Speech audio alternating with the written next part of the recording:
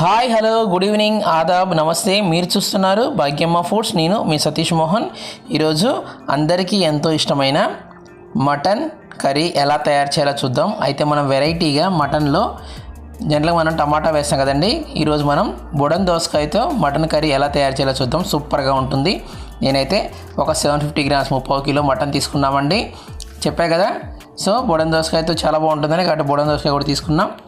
So ఈ mutton చక్కగా కడిగేసి పక్కన పెట్టేసి ఇప్పుడు దీంట్లో మనం ఒక 2 టేబుల్ స్పూన్ పసుపు, 2 టేబుల్ స్పూన్ గరం మసాలా, అదేవిధంగా ఒక 3 టేబుల్ స్పూను అల్లం వెల్లుల్లి పేస్ట్ ఫ్రెష్గా పట్టింది వేస్తున్నామండి. తర్వాత 2 టేబుల్ స్పూను కారం కూడా వేస్తున్నాము.